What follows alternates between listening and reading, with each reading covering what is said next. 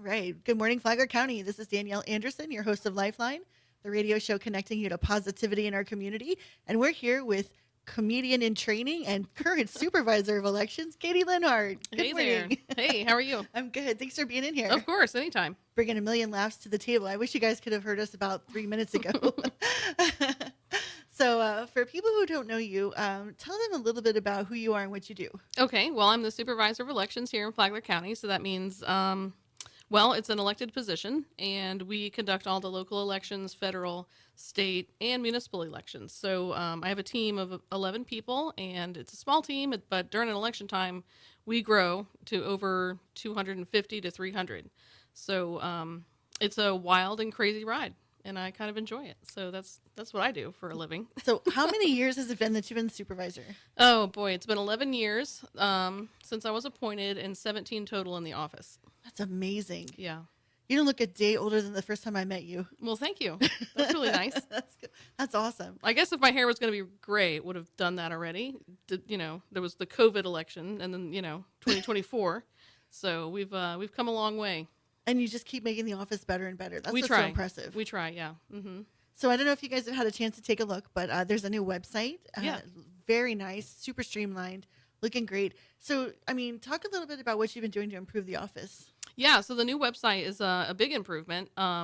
It's really funny, actually. One of the reasons, there's a lot of reasons, but a primary reason was that our web host previously, they no longer want to host election websites because of the security risk involved with it and everything they have to do to keep up with the challenge of, the hackers in the world out there when there's an election. So we had to change hosts. And that means, it was a great opportunity and timing for us to just rebuild the whole thing from the ground up, which is what I did for almost an entire year last year. That is awesome.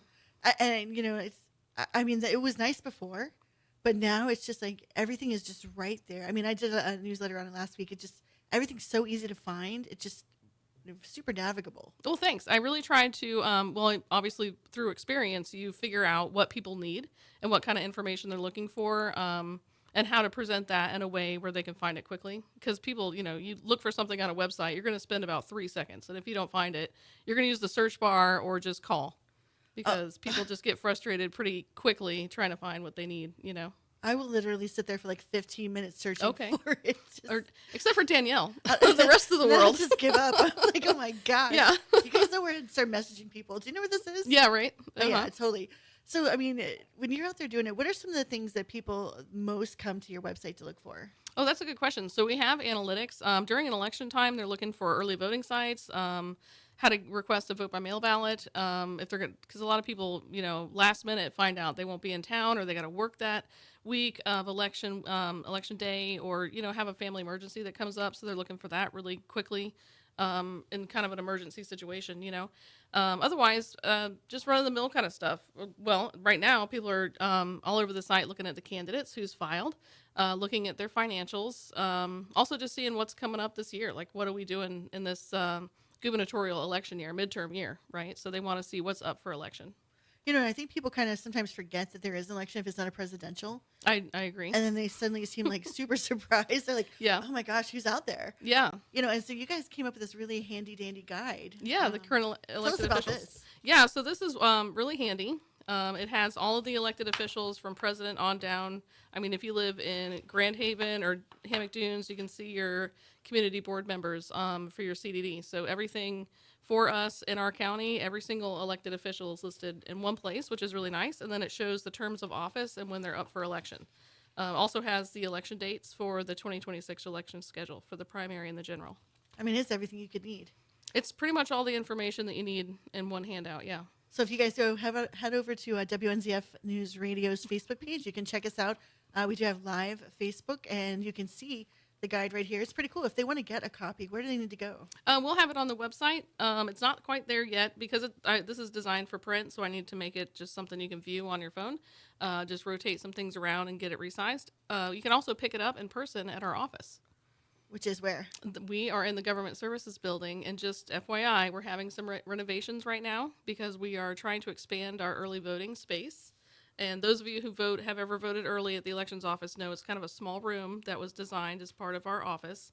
and that's our early voting area. So what we're doing is kind of swapping our current lobby, which is much larger, with the early voting space to really, it'll be doubled in size almost. Wow. Yeah, but it requires tearing down walls and tearing up floors and all kinds of drywall, and things are happening, but we're still open. You can still come in. It's just going to be dusty and under construction. So when do you guys expect you'll be done with all that? Deadline I gave the county is May 1st. The deadline you gave the county is May 1st. Yes. Cool. Like they're doing the work and you Yes. told them they had to be done by May 1st? Yes. Nice. Mm-hmm. So that's pretty cool. Yeah, That's it kind is of cool. cool. You know, Yeah. I know you were hoping to get some more space. Mhm. You think that's going to happen in the future? I really don't know. I hope so, because we've run out of space. This really is a Band-Aid on a much larger problem, which is, our electrical in the office. We've run out of circuits, so we have to run extension cords so we don't blow the outlets. And there's just much larger problems there. So we're also expanding, as part of this project, expanding our tabulation area, because we have high-speed scanners to scan ballots, except we can't fit them in our office. So we have to expand that area to handle the growth. Every single, government agency, every business, everything in the county is impacted by growth, and we are not, any different than that. So with the increase of the registered voters and more people coming out to vote, we have to make more room. So ideally, would it be that you would stay in the same place and expand out, or have a separate building like everybody else has? Yeah, so we can't really expand in the place that we are, because the area surrounding the government services building is like a conservation area. There's an easement, and there's a lot of. I'm not in land development, so I'm not real sure, but they said no. Yeah. So anyway, so we'll have to probably move out to a new space, I would imagine. That's awesome. I hope it does happen, because I it'd be do really too. cool. Yeah, and they were talking about the animal shelter, and I thought that would be a really great thing. We could have animal shelter / elections office, where you could come and, adopt an animal and early vote at the same time. Or you could vote and take an animal home. You could. I haven't proposed that to anyone. It was just an idea that I had when I saw that there was the committee and all of the animal shelter talk going on. I thought it would be great. So you guys heard it here first. Yeah, really. Animal shelter voting sites. Animal And shelter how many voting more site. people you'd be able to register? Right. Because everybody loves animals. That's right. Oh my gosh. This Mhm. is a win-win for everybody. It could be. We could even foster, an elections office pet. Oh my gosh. I know. You could go anywhere with this idea. I love it. Uh-huh. So there's an election that is coming up pretty soon. Tell Yeah. us a little bit about that one. Yeah, Flagler Beach is happening really soon, in 2 weeks. So today, actually, the canvassing board met in our office today to open 345 mail ballots that we've received so far. So that was really good. And we got that done in less than an hour. Tell me the process. Yeah. So people mail in their ballots, Mhm. and you go ahead and open them now, or do you hold them until election night and then open everything then? That's a good question. And this is one of those things, as far as federal election reform, it could be a really good idea, because in Florida, we are allowed to begin the canvassing or counting of vote by mail ballots prior to the election day, which is really important. We meet for a countywide election. We'll have 5 or 6 or maybe even more of these type of meetings where we open the mail ballots at that time. For the city of Flagler Beach, because of the size, we only need one meeting, and then we'll deal with the rest on election day. But for states that don't have those type of processes in place and those timelines, they're waiting until election day before they're even able to count ballots, which is the cause of a lot of the delay. And that's why those people are having to stay or close up and then come back the next day. Yeah. Still keep counting. Well, yeah, and that really it creates a really big problem for people, because we have the election results, and then we have states that are still counting, and then the days go by and they're still counting, and it's just chaos. It doesn't make any sense. No, and then the perception is terrible too. The perception is the worst. That's- Yes. So then what do we do about ones that come in after the deadline? Like, say election day is this day, and then you get like a dozen ballots. What happens to those guys? So for overseas voters, they're the only exception. They have 10 days prior, or 10 days after an extension after election day to get their ballots in, because they're the majority of them are service members serving overseas. So they need that time to get them in. If anyone else mails their ballot late, it's not counted. And have you ever seen that change in election? Like the amount of ballots that we receive late Yeah. from overseas. Yeah. In our county, we don't have like a military base in our county, or we don't have that type of population of military voters currently serving. So for us, it's not a huge amount. I think we probably have 1,000 Around 1,000 or so. I could be off a little bit. But in other counties like Okaloosa County and other counties that have, that's the Tyndall Air Force Base there, they have a huge amount of military voters where, yeah, that's a lot of their population. And it could change the outcome of an election. Well, maybe in a municipal, or I guess I don't know where the base is, but yeah, it could maybe in a smaller election potentially. I'm not really sure. I've never really investigated that before. That's a good question. Good. Well, you're kind of like moving. Do you oversee the state stuff, or do you train stuff, or? Yeah, I do a lot of training for supervisors of elections in their counties, and we do also have a certification program, and I teach for it's through the FSU, and we do that Institute of Government. So I do some of that type of training, but I would not want to oversee the state. No, not yet. No. Just No. not ever. I mean, Okay. not that they don't need help. It's just I have a lot to do here. Yeah, and we like you being here because you do a good job. Thanks. Oh my gosh, we're gonna take a quick break and we're gonna talk about some more election stuff. We'll be right back. Good. Yeah. Okay, cool. All right. So we are back with Katie Linhart, and we're talking elections. And so March 3rd is coming up. Where are those elections taking place? Okay, so March 3rd is Flagler Beach's election day, and they have 2 commissioners up for election, and there's 3 candidates. So this is one of those really rare times where you can vote for more than one. So voters in Flagler Beach, they can select 2 of the 3. And I suggest that they do because in this case, you can vote for more than one. So why not, right? One of those few times, right? That's right. Might as well take advantage of that. So there's no early voting for the Flagler Beach election, so voters will have to request a mail ballot. If you want to do that, the deadline is February 19th. That's coming up really soon.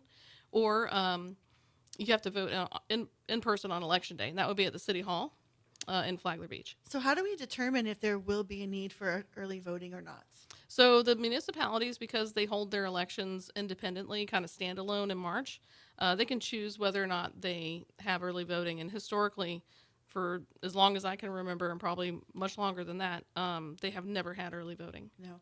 Is anybody else having an election? Because there's several different communities that do the same cycle, right? Yeah, so Bunnell and Beverly Beach and Flagler Beach are our 3 cities that have their elections in March. And the candidates for Bunnell and Beverly Beach were unopposed. So they were essentially elected without opposition, basically. So there's no need for an election for those 2, but Flagler Beach has the 3 candidates in the 2 seats. So those people do need to get out and vote. Yes, they do. Mm-hmm. So what's coming up after that?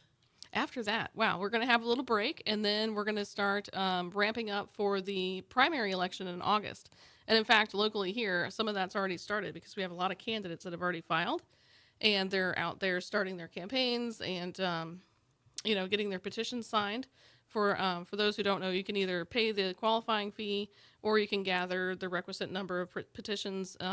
This year it's over 900, so it's a lot for our candidates to have to do. So if you're at a community event and candidates approach you with their clipboard and say, please sign this, have some compassion. It is hard. Trust me, I know. There's a lot of them out there. Yes. When are you up again? 28. Okay, so we got you. We're good for a while. Nice. So, I mean, when we're doing this election here, who's going to be on the ballot? Okay, so it's a midterm year, so we just voted for president, guys. We're not going to do that again until 2028. So this time we're going to vote for the governor and the cabinet.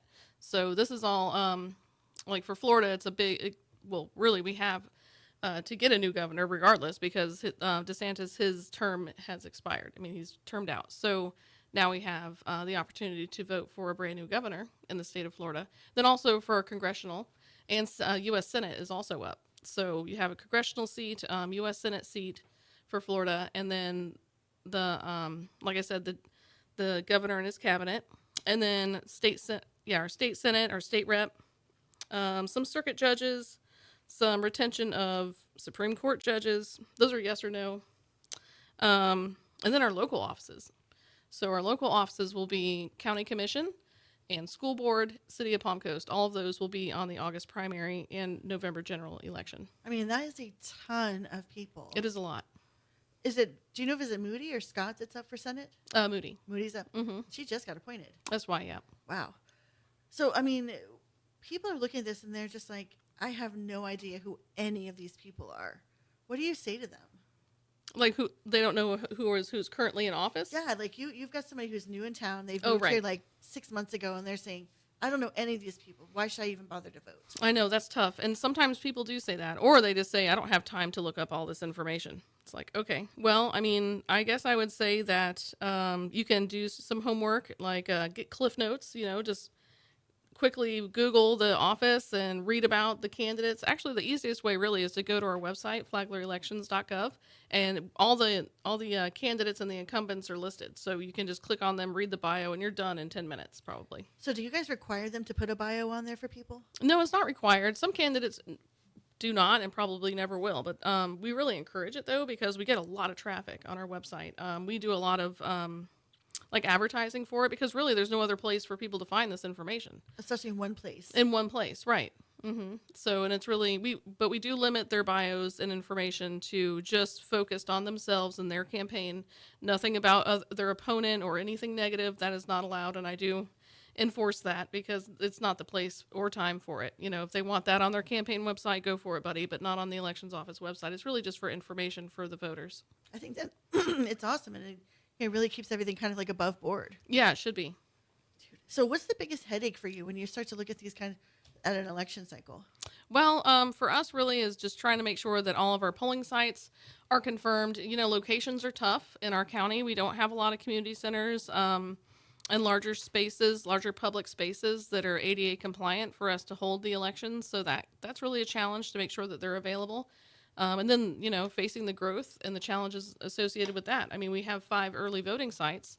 And I don't plan to add any this year because I think for the midterms it should be okay. Our average turnout's around 65% overall turnout. So Nice. yeah, it's pretty good for a midterm election. Yeah, we do have a pretty good turnout for that. And I expect it to be high also because of the governor, basically a vacant seat. And, because the incumbent is not eligible to run for another term. So yeah, the locations, that's a big challenge. Also training the 250 to 300 people that we need to work the election. So that's why this May 1st deadline is really important for our renovations because we immediately start training poll workers after that's completed in the new space, in the new big early voting area, so we can get more people in to each class and then hopefully get that training done a little bit. It typically takes us about 2 months to train 250 people. That's a lot of people. It is a lot of people. And they have hands-on training for 3 to 4 hours. So when you're looking at this, what's the first, and people sometimes forget, and they'll say, oh, I don't need to vote in the primary. I'm just going to wait till the general election because that's the one that really counts. No. Why is it so important to vote for the primary? I wish that we could really change the way people feel about elections and realizing that the general election, by the time we get to that point, your choices have already been made for you. Like there were candidates that could have been on that ballot, but we choose them with 30% of the vote. Less than that. Why do you think that is? I don't know. I think that a lot of people just don't really pay attention too much, or they don't know that the primary election is so important. And I've tried to get the word out the best that we can. I mean, we send out the sample ballot letting people know that this election is really important. Some offices here will be decided. Make sure you pay attention to school board and others that will be decided. And I think that maybe they come from another state where you can't vote at all unless you have a party affiliation in a primary, maybe, where they have closed primaries that are a little bit different than ours. Yeah. It's really hard. It's really hard to, I wish I could understand that better because I could do better outreach and marketing towards that. I've tried just about everything I can think of. I've encouraged people. I've shamed them. We all try to help you shame them. We're on that. It's like, go to the polls, guys. Yeah, it's your chance. Really, why wouldn't you? Oh my gosh. So when we're talking about this can't be the only thing that consumes your life. Tell me for the most part this year, yes. Tell me some fun stuff that you get to do when you don't have to do this. Well, I'm looking forward to warmer weather because there's a lot of work to do outside. We have a huge vegetable garden, which I have completely neglected because it's been literally freezing. So that needs to be tilled up and worked in with some compost and everything. And then I got to work on figuring out what plants have survived this Arctic blast of a winter that we've had. I mean, Florida really participated this year. We gave it our best shot at winter. I've never seen bushes that were brown and orange in Florida before. It was crazy. It is crazy. Yes. There was something I was going to ask you now, just went straight out of my, the SAFE Act. What do you think about that? There's so much misinformation about that, first of all. It's just from one extreme to the other, and the truth, really, truly about the SAVE Act is somewhere in the middle, I believe. I haven't had a chance to. I think. Well, I won't go to that fact yet. Let's go to the fact that it just passed the House, right? So there's still work to do. They have to get it through the Senate for this to be, and there could be changes in midstream for this as well, just like our legislature. They make changes to bills midstream pretty often, sometimes at the last minute. So it's really hard to say right now. I think that, in Florida, we already have paper ballots. We already require photo ID. We're already doing the majority of what is the requirement in the SAVE Act. I think the big difference will be having the citizenship verified prior to registration, because right now that goes through the state. The state does that part. I think the change would be for us to do it locally, if I understand the bill correctly, although that could change also. So do you ever envision, because I hear people say, oh, it would impede people from being able to vote because they don't have an ID. I went to go pay my thing so I could re-up my toll card to go over the bridge the other day. And the lady said, I need your ID to give them my own money, right? Right. So I'm like, I don't understand how anybody doesn't have ID here anyway. But, Right. do you ever envision a place where there could be someone on site who could issue a rapid ID for somebody to be able to have a driver's license or some kind of an ID to go and vote? Not really, and that's kind of the same reason we don't have same-day registration, because that's along the same lines. Because the verification process is the state process, so there's no way for it to be so instant that someone could just wait around for it. Like, it takes typically like 24 to 48 hours for voter registration to be verified at the state level. So that's why we don't have the same-day voter registration. I don't really know. I mean, you think about your experience at the DMV, how quickly does that really happen? If you have everything, it could go quickly. But if you don't, then, you know what I mean? It could take a while. You have to go back and find things to get the ID, right? Yeah. So it really complicates kind of the process. I think people should, and actually, let's get back to what you were saying before, which was, how many people don't have an ID? And we do have a process already in place. If you forget to bring your ID, the wild thing to me is that people are driving around living their life and they don't have their driver's license with them.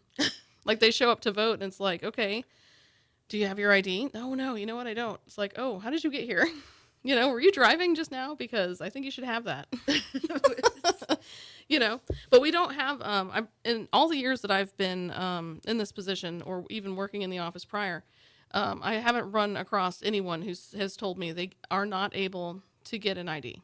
I've talked to a lot of people who said they no longer can drive and they surrendered their ID, due to age or illness.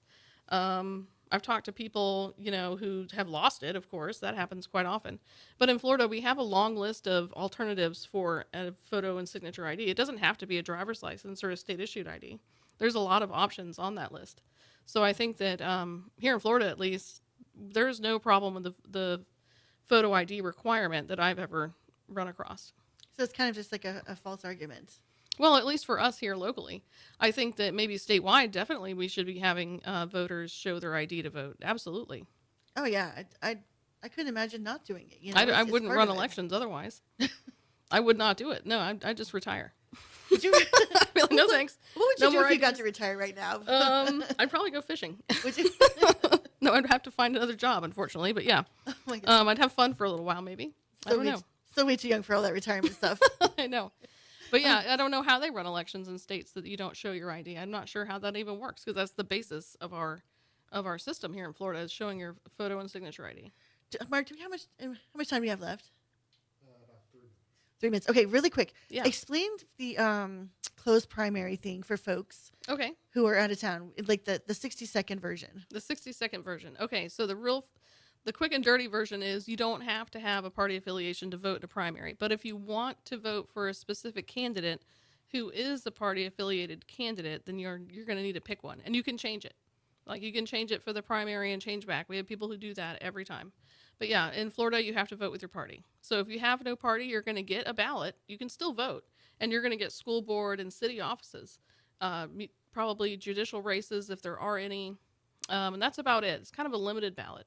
But if you have a Republican party affiliation, you're going to get all of those plus the Republican candidates. And then if you're a registered Democrat, you get all the nonpartisan and plus the Democrat affiliated candidates. And in that same election cycle, they can switch back to their preferred party if they needed to.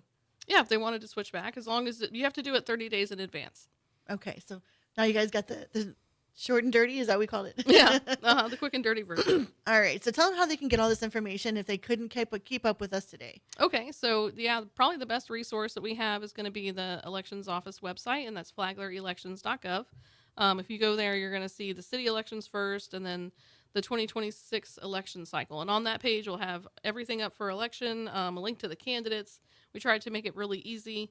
If you have questions about, eligibility or the IDs that we talked about, or if you have any other specific questions, I'm all ears. So just call the office, and either one of my team members can help you, or if you need to talk to me about it, I'm glad to talk to anyone. And looks like it says it's in English and Spanish. It is, yes. All right. So it's available no matter what you need. All right. That's right. Thanks, Katie, for coming in. We know you're you're busy welcome. back to work, right? Yeah, pretty much. Awesome. We do want to thank WNZF News Radio, Flagler News Weekly, The Vigilante Philanthropist, Massage by Natalie and Company, and the Benjamin Moore Paint Store here in Palm Coast for sponsoring the show. We'll catch you guys next week. And don't forget